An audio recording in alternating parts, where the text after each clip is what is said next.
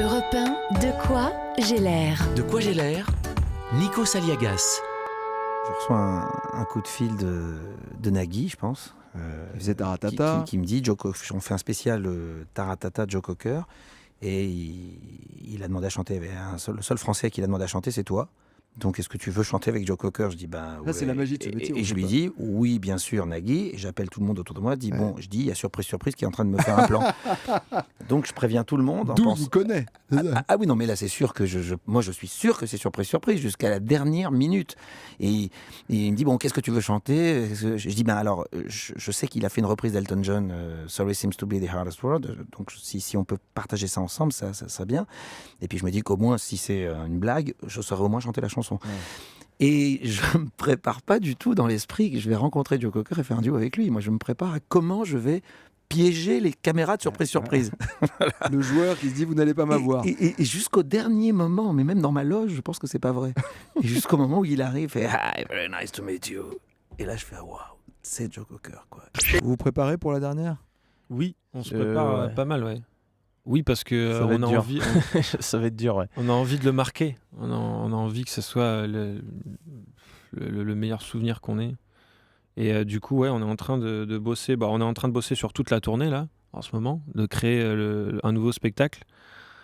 Mais ouais, cette date, quand on y pense et quand on la voit venir, ça fait monter les larmes aux yeux. Ouais. On a envie qu'elle dure longtemps.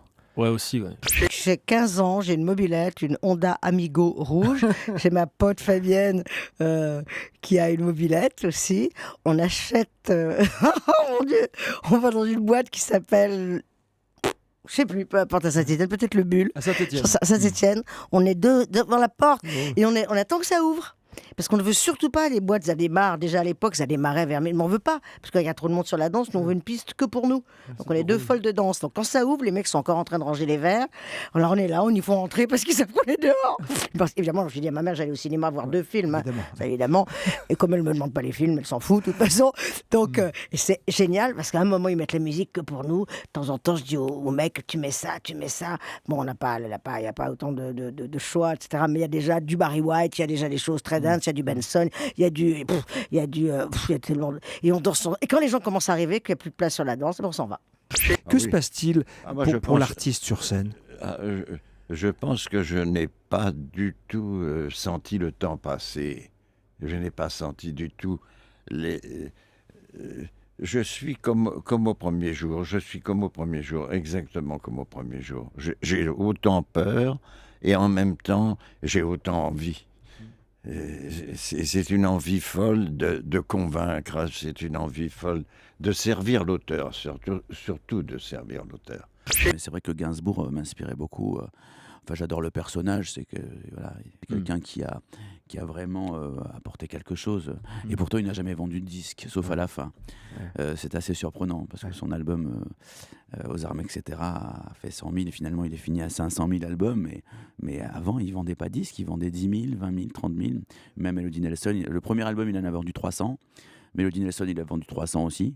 300 disques, hein. Ouais. C'est pas... C'est les amis, quoi. Ouais. Ah, mais c'est incroyable. Ouais. Et maintenant, c'est devenu...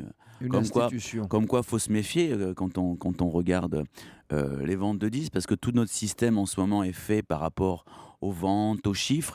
Et puis, finalement, on s'aperçoit que les artistes qui restent sont des gens qui n'ont pas forcément vendu. De quoi j'ai l'air? De quoi j'ai l'air sur Europe 1.